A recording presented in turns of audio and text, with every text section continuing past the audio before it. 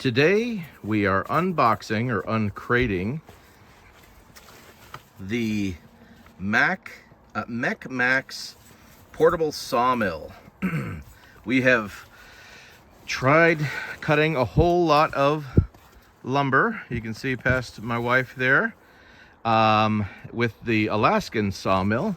We've got a bunch done. We have a whole bunch of logs ready to be cut and start making some beams and everything. So we've recently, my dad decided to pull the trigger and we upgraded to a band mill so that we have a tractor on site that can move the logs around, and we are ready to start producing lumber a little bit faster than the Alaska mill could do.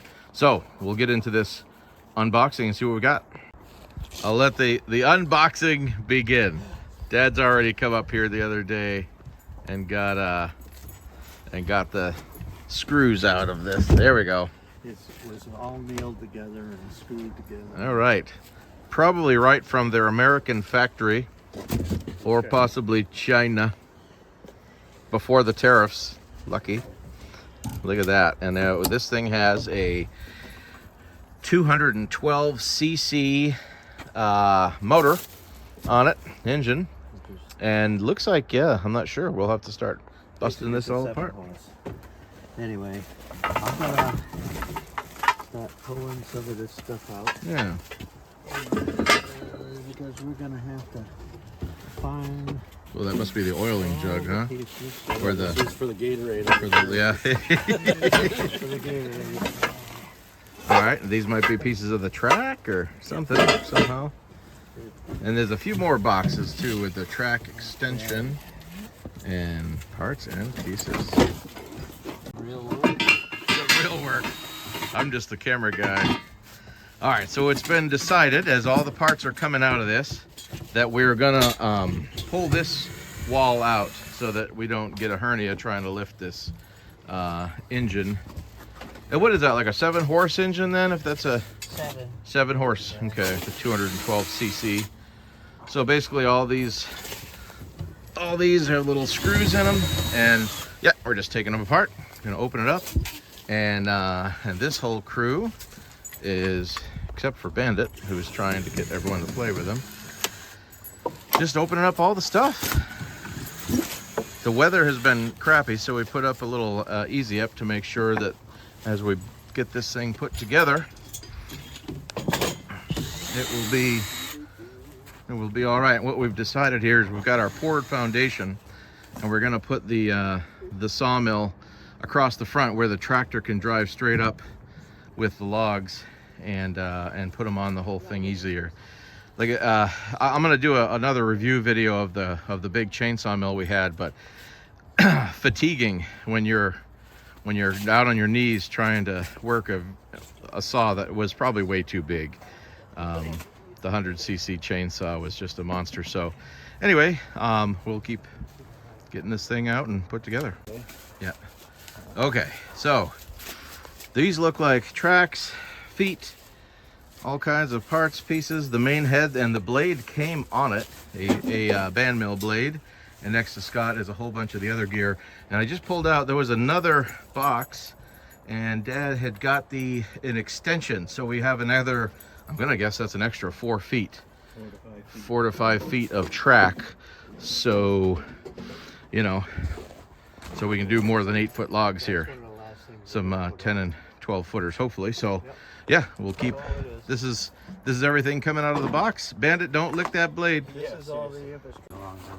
Okay, so we're, first issue we've run into is that these feet, sorry for the camera, only one came with this extra set of tracks where it should have had at least 2 in the box. So we'll have to get a hold of the friendly folks that distributed this and see if they are so kind enough to send another one, but we're about to start assembling. All right, just a few things that seem to be missing, but we've got the old ratchets out there, and we're starting assembling of the main tracks. With the track extensions, we're noticing that We're a little bit more than 12 feet here, so probably gonna move it over, hanging off of this end, and build some legs so that we have access with a tractor and whatnot on this side. Okay, this is quite the project, assembling this Lego kit, because the instructions are vague and there's quite a few missing nuts and bolts. I've already run to the hardware store to get a bunch of the larger nuts and washers that hold these feet. We're gonna have to build a little wooden thing over here to hold this end. And the reason that we're coming from this side, if I didn't mention it already, is because this is the easy approach where I am for the tractor to bring the logs to the mill. And so we couldn't really, there's like a big rock and a drop off there, and stumps and things on this side. So as far as our logging setup, that's what we've got. So you build one of these, be prepared to have a project going, and it's going to take better part of a day to round up all your parts and figure out the assembly of this. So we're hoping we're getting this right, but it's coming along. Okay, we've had to come up with some of our own hardware, and now Scott is working on this delicate procedure of trying to get this thing as level as possible, because our next step is to put the, I guess you'd call it like the carriage together that the whole saw assembly rides on, and where the joints are for each of these pieces can be a real hindrance, and then just the whole thing being as level as possible, because it's going to want to be set up here working smoothly for as long as possible. Anybody have any words of wisdom for anyone that's going to try to build one of these? Buy one that's already built. Yeah. Just don't give up. It's actually every single one, even the other companies, they still have them, put them all together. Yeah, so some assembly required, and finding some of your own parts. Okay, no instructions for building this whole carriage assembly, so you're kind of on your own, looking at pictures. And then it was a 3-man job, so I should have set up a camera to watch us try to get this thing over and on the track. So now all of the bolts are currently loose on this whole carriage. So now that it's sitting on this thing, we're gonna have to go over it, tighten up everything, figure out the handlebar situation, and all the jazz. And then once we're comfortable with that, we can add oil and some fuel and actually see if it'll work. I say if and when, and we will have this thing up and running. All right. Okay. We are still go there, or there's a space. We're still trying to figure out all the We things. go all the way in. But I think we go in. like this, Okay. Or I mounted this backwards. it kind of tells you to leave I think everything it's like that. sort of loose, You'll but be able to get you back. realize there's a couple of these that No, are I mean, tight like, upside down. This could be to get on there, but Yeah, but then- we're getting close. We are It has to have a space almost where you can't assembled, slide it but I down. would recommend give yourself what I'm saying? most of a day to do this. Yeah, the space makes sense. Ooh, I think I have to tighten up those on the Leave the bottom space still. in I think so. Alright, well, for now we gotta pull it back and check the blade, or it still seems. There's always a little slop here, we gotta be careful. So there's a handle here to move that in and out. Okay, so that's what that yellow piece is. Seems like Because you if can you slide it.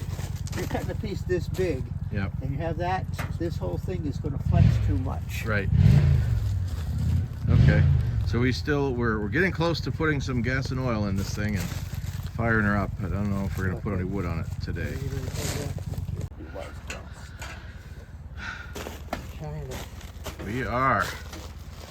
We're close.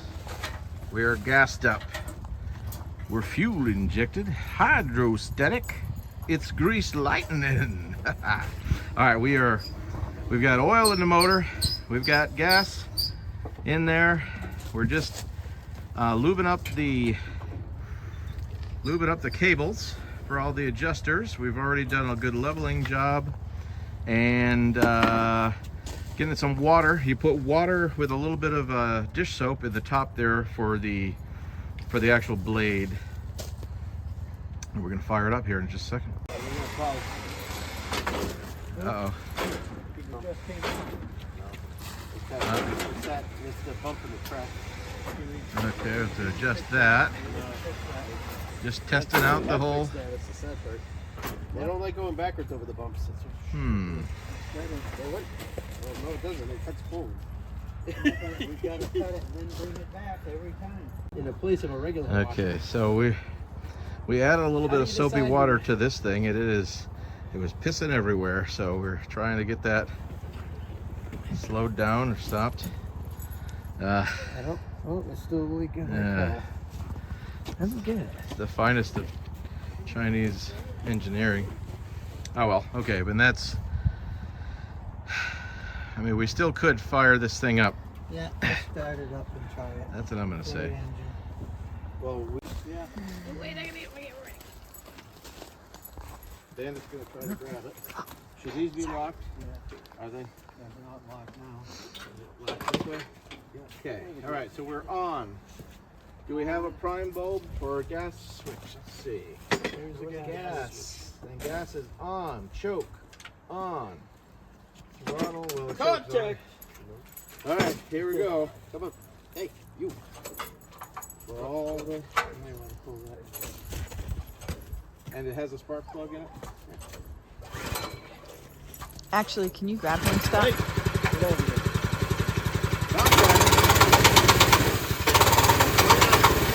Blade is going.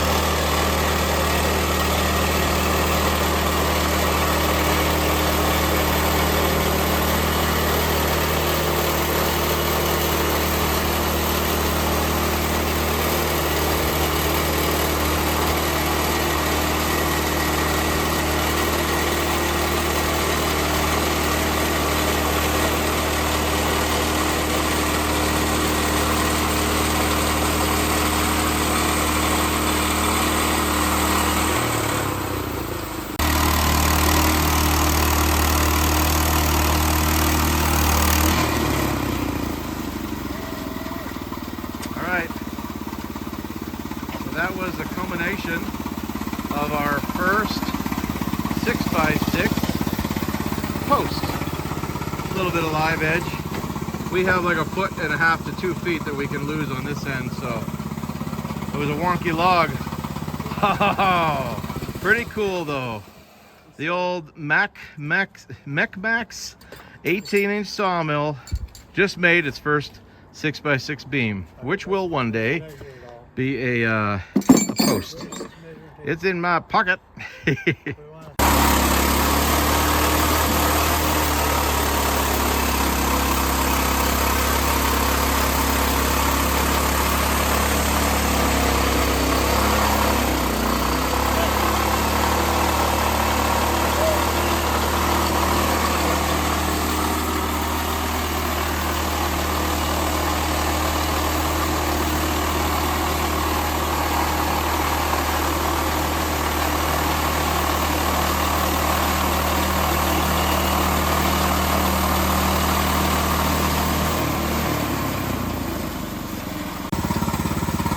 We think that we might have pushed too hard and it kind of doubled that cut. It kind of like bowed down from the top. So, not sure sure if we'll be able to see it down here. A little bit. Well, it is a learning curve. We just barely put this thing together. After we cut a few more beams, we'll tighten everything.